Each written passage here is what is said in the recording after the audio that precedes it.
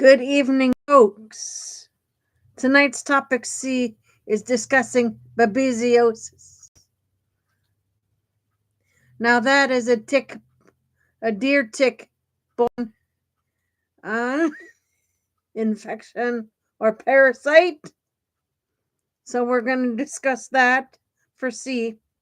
Please join me for the presentation I made for you. The title: The Tiny Parasite That's Outpacing Us. Babesiosis is spreading because we're letting it.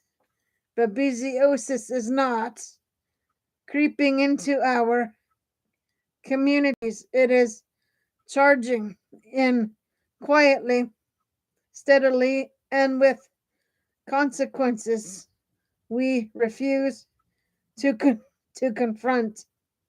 A parasite carried by a tick the size of a poppy seed is now outmaneuvering our public health systems, our environmental policies, and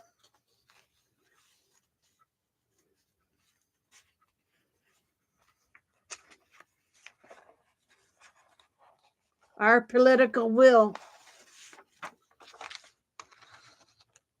Unless we stop treating this disease like a woodland curiosity, it will continue to spread unchecked. Let's be clear: babesiosis is not a fluke of nature. It is the predictable outcome of decades of human discussions that have built the perfect launch pad for tick-borne disease. We fragmented our forests into mouse-friendly islands where we allowed deer populations to balloon without resistance. We warned our riders until ticks could survive in numbers unmanageable. A generation ago, we built homes, schools, and playgrounds directly into tick habitats.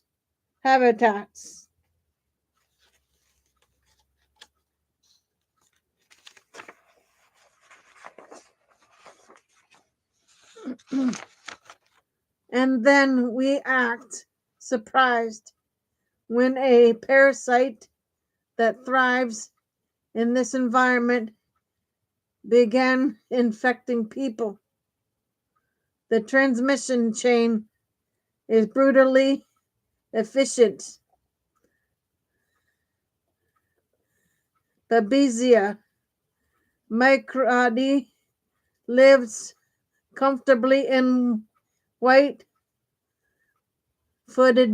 mice. Forecasts we created. Larval ticks feed on these mice, pick up the parasites, and molt into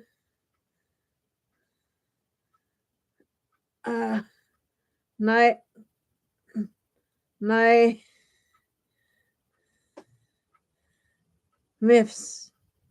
A year later, those 9 myths, nearly invisible, aggressively feeding, bite humans. Most victims never see the tick.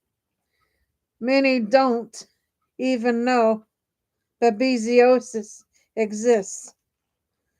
But the spread doesn't stop in the woods. Babesiosis also moves through blood transfusions, organ transplants, and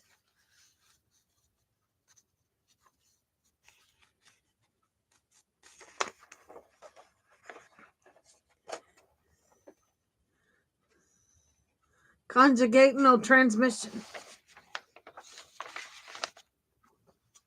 That means a single infected donor can seed cases hundreds of miles from any forest, yet national blood screening remains inconsistent and public awareness is almost non existent. This is not just a problem of hikers, it is a direct threat to older adults, people without spleens, and anyone with a weakened immune system. The very people who fill our hospitals, nursing homes, and long term care facilities. For them, babesiosis is not a mild infection, it is a life threatening illness that can cause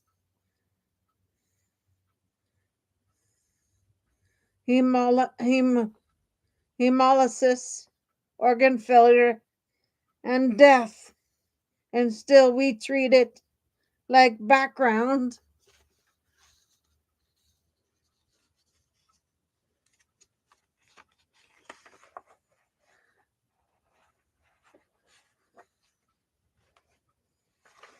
noise.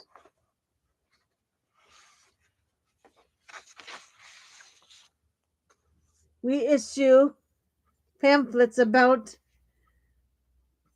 tick checks while ignoring the ecological conditions that make these checks necessary. We tell individuals to be careful outside while failing to invest in community level tick control. We rely on clinicians to diagnose a disease many have never been trained to recognize. We allow civilian systems to lag years behind reality. This is not caution, it's negligence. If we want to stop babesiosis from becoming the next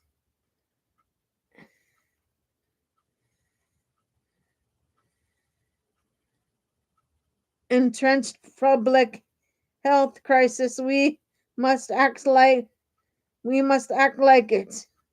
That means mandatory nationwide blood donor screening, not patchwork policies.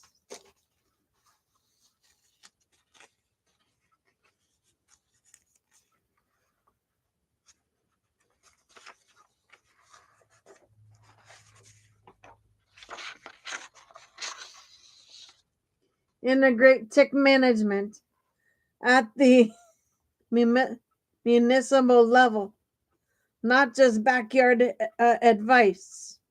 Aggressive surveillance, not passive data collection.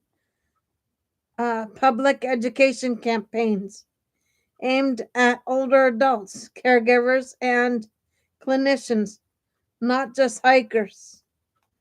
Environmental policy that acknowledges the health consequences of fragmented forests and unchecked deer populations. Babesiosis spreads because we have created a landscape where it can flourish. The ticks are not the architects of this crisis, we are. And unless we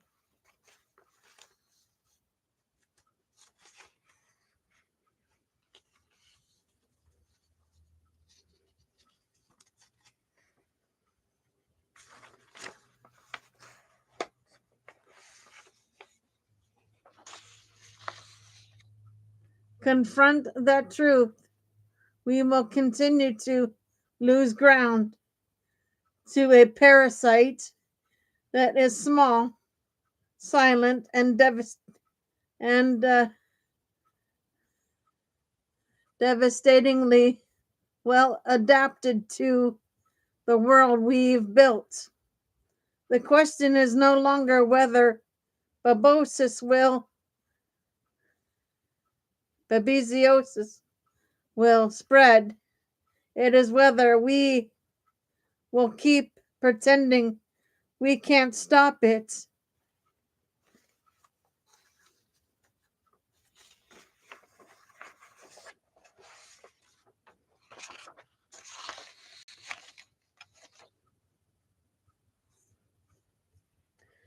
The tick we never saw coming. Babesiosis. Quiet spread across Pennsylvania. On a warm June morning in northern Pennsylvania, a woman I know and vivid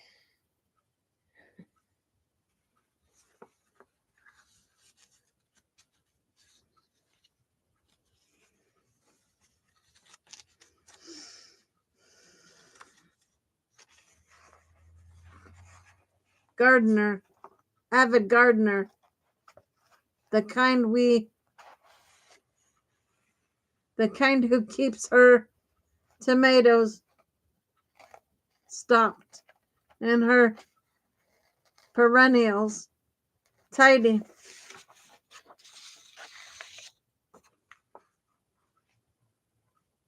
woke up with a fever she couldn't explain. She hadn't traveled, she hadn't been sick, she hadn't noticed a tick, but within days she was in the hospital, her red blood cells breaking apart faster than her doctor could replace them. The diagnosis surprised everyone. Babesiosis, a parasite once considered a New England oddity. Stories like hers are becoming more common in Pennsylvania.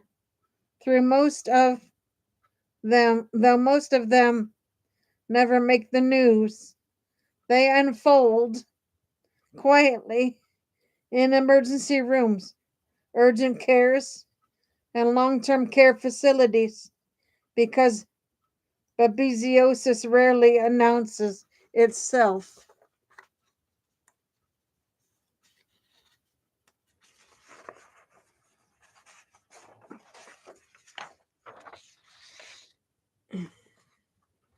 It slips into the bloodstream through a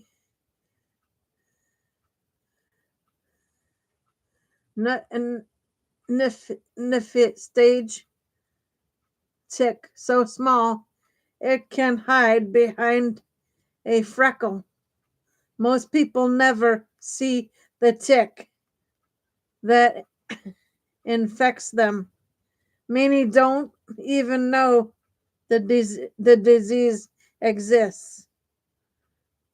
But the parasite doesn't care whether we've heard of it. It cares that Pennsylvania has become the perfect place for it to spread and landscape built for ticks. If you drive through almost any part of Pennsylvania, Crawford County, the Lehigh Valley, the wooded edges of York or Adams, you'll see the same thing. Fragmented forests, broken into small patches by development, farmland, and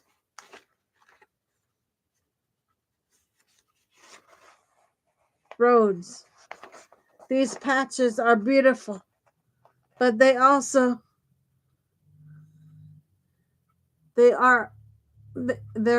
ecological.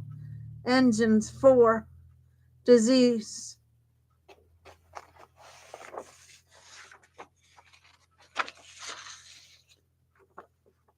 White-footed mice thrive in them. Black-legged ticks feed on those mice. A year later, infected nymphs emerge, tiny, hungry, and nearly invisible. This isn't a mystery. It is a chain reaction, and Pennsylvania's landscape is now primed for it.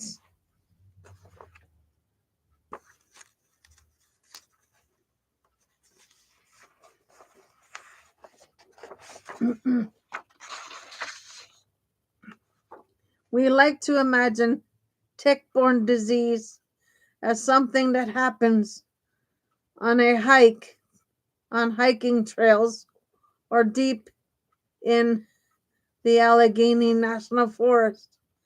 Babesiosis breaks the illusion. It can spread through blood transfusion, organ transplantation, and congenital transmission. A person in Pittsburgh or Philadelphia can contract babesiosis without ever stepping foot in the woods. A single symptomatic blood donor can seed crisis across an entire region. This is not a rural problem. It's a Pennsylvania problem. The people, the people most at risk are the people we love.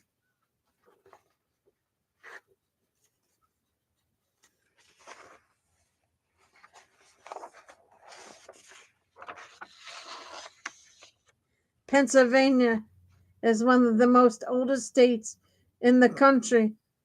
Our parents, grandparents, and neighbors in assisted living facilities are exactly the people babesiosis hits hardest. Older adults, people without spleens, immune compromised Pennsylvanians. For them, babesiosis isn't a mild infection. It can cause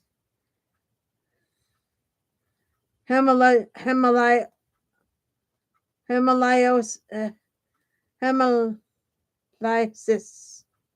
organ failure, and prolonged hospitalization.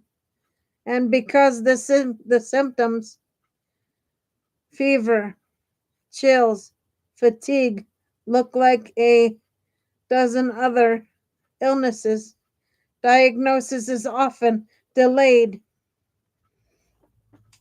I've even seen what that delay looks like.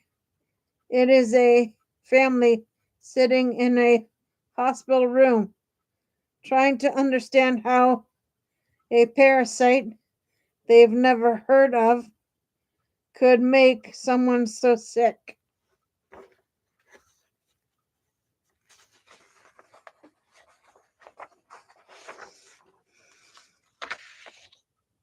We need more than tick checks.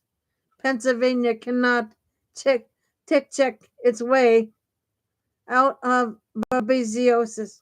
We need system level action, mandatory statewide blood donor screening, clinician training, so emergency departments and urgent cares recognize babesiosis early. Public education campaigns aimed at older adults and caregivers. Community tick management programs, not just backyard advice. Better surveillance so cases aren't discovered years after the fact. These aren't luxuries, they are necessities.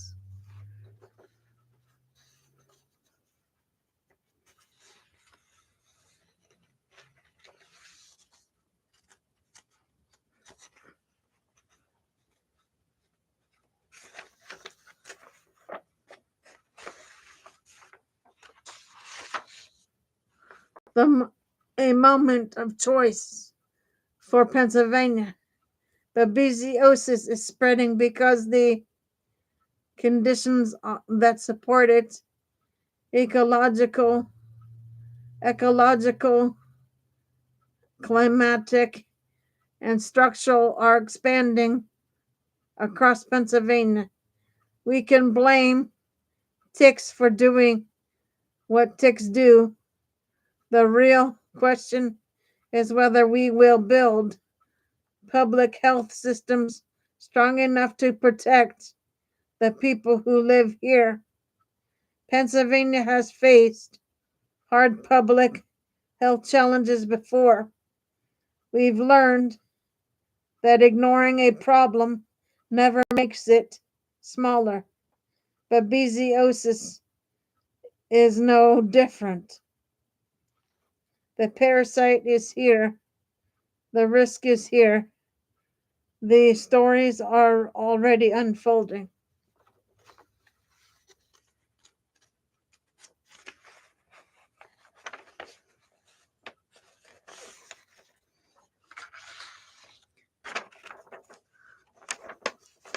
What remains to be seen is whether we will listen. Okay, guys, the reason I did this show is because I have a friend who got bit by a tick, and she got diagnosed with a tick-borne illness. So I'm doing this show tonight to make people aware of what deer ticks carry. And the infection parasite is called babesiosis.